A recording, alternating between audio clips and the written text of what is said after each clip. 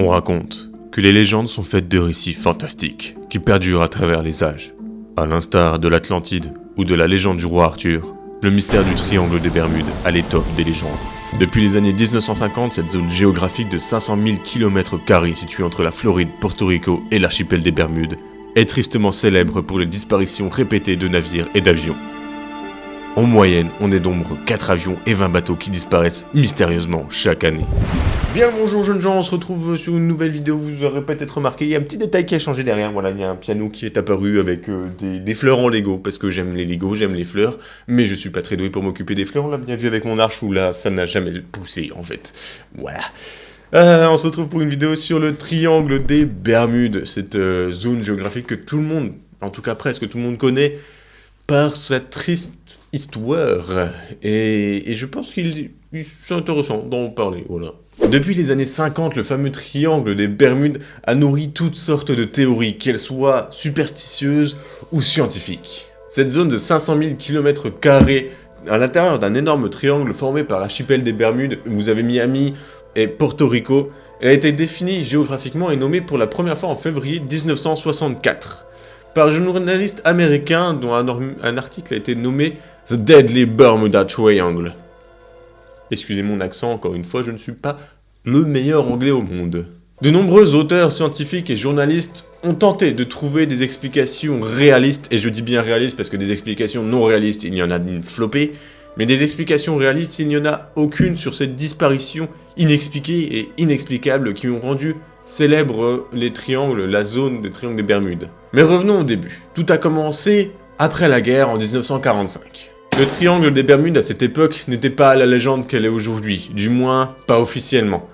Les avions et les navires pouvaient traverser cette zone sans avoir à s'inquiéter de quoi que ce soit. Lors d'un vol de routine, c'est pourtant 27 militaires et 6 avions, dont un qui est parti à la recherche des autres, qui ont littéralement disparu sans laisser de traces, et les carcasses ni même les corps n'ont été retrouvés.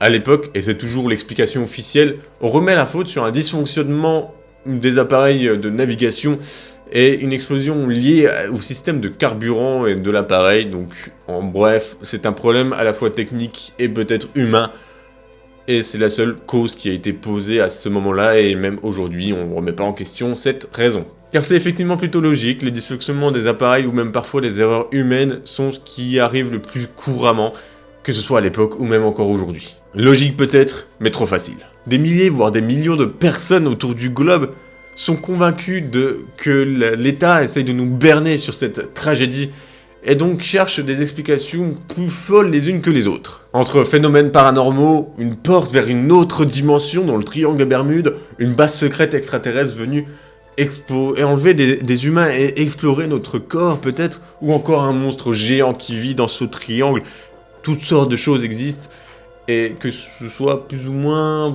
prouvé, hein, parce que bien sûr il y a des personnes qui réussissent à trouver des preuves, des preuves, hein, bien sûr, des preuves, voilà, sur ces bases extraterrestres, etc., etc.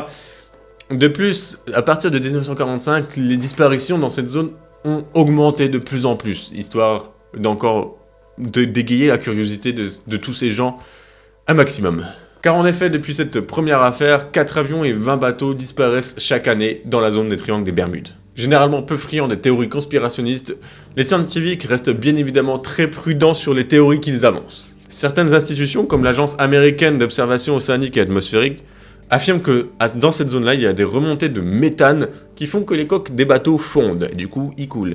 Ou alors, il y a d'autres explications, comme par exemple, tout simplement des faits météorologiques dans cette zone, inexpliqués, qui font que, du coup, les bateaux chavirent, les avions tombent, voilà. Une chose est sûre, c'est que la plupart des scientifiques s'accordent à dire que traverser cette zone n'est pas une bonne idée. Mais bien sûr, il y a toujours des avis qui divergent, comme par exemple l'avis de Carl Korzelnicki, un scientifique australien connu et primé, très populaire en Australie, qui lui a réussi à résoudre le problème de cette énigme, et le problème c'est qu'en fait il n'y a pas d'énigme. Effectivement, il n'y a pas de théorie du complot ou de mensonge organisé par l'État. Non, celui qu'on le surnomme le Dr Carl affirme qu'en fait, il attribue les disparitions et les accidents au fait que déjà c'est une zone difficile de naviguer, on est en pleine mer, il peut y avoir beaucoup de vagues, surtout s'il y a beaucoup de vent, un peu partout dans n'importe quelle mer au final, et c'est juste qu'il y a beaucoup de passages aussi de bateaux et d'avions, c'est une zone qui est souvent utilisée. Donc au niveau des statistiques, forcément il y a plus de disparitions dans cette zone parce qu'il y a plus de monde qui y va. Si on va dans une zone où il y a moins de monde, il y aura forcément moins de disparitions. Logique. Et comme je viens de vous le dire, le scientifique affirme dans un entretien accordé dans le journal The Independent que le nombre de navires et d'avions qui disparaissent est le même n'importe où en termes de pourcentage. Il n'y aurait donc pas tant de disparitions que ça dans le triangle des Bermudes, c'est simplement une hyper focalisation et une zone énormément traversée par des navires et des avions. Et pour ce qui est l'affaire des avions en 1945, Dr. Carl est formel, c'est une erreur humaine. Il explique que le lieutenant Charles Taylor, chef de l'escadron à ce moment-là, aurait trop bu la vieille et donc aurait simplement oublié de faire une vérification du carburant. C'est bien entendu une information très difficile à vérifier 80 ans plus tard, donc on n'a pas vraiment de preuves là-dessus. Simple supposition ou certitude, Dr. Carl rappelle que le lieutenant avait déjà abandonné son avion à 2 reprises car il s'était perdu. Le scientifique s'appuie sur les conclusions des gardes-côtes et de la National Oceanic and Atmospheric Administration et impute au linguistique et écrivain américain Charles Berlitz le mystère qui entoure les Bermudes. Charles Berlitz a effectivement écrit et publié en 1974 un livre intitulé Le Triangle des Bermudes où il explique toutes sortes de faits paranormaux sur ce triangle des Bermudes. Vendu tout de même à plus de 20 millions d'exemplaires, il a été énormément critiqué par le manque d'explications, les présentations superficielles, le manque de preuves. Et simplement, on dirait que c'est un enfant qui a écrit parce que il a juste dit « moi je pense que » sans preuve. Malheureusement, bien que les explications du Dr. Carl soient très intéressantes, soient explicites, soient démontrées de très bonne manière, et soient même rassurantes au niveau du triangle des Bermudes, aucun scientifique, ou en tout cas une majorité des scientifiques, ne voudra pas admettre que c'est effectivement une erreur humaine, et en fait c'est juste une question de statistiques, et ils vont sûrement chercher d'autres raisons, mais pas forcément paranormal. Ils vont peut-être dire oui, finalement en fait c'est peut-être l'aimant de la planète qui, voilà, ils vont chercher des trucs. Parce que c'est trop simple et c'est pas intéressant. Je les comprends, c'est vrai que c'est dommage que ce soit aussi simple en fait.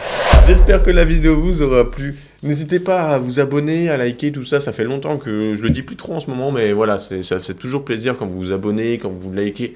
Surtout qu'au niveau des statistiques, j'ai quasiment plus de personnes non abonnées qui regardent mes vidéos que de personnes abonnées. Donc les personnes non abonnées qui regardent mes vidéos, abonnez-vous bordel.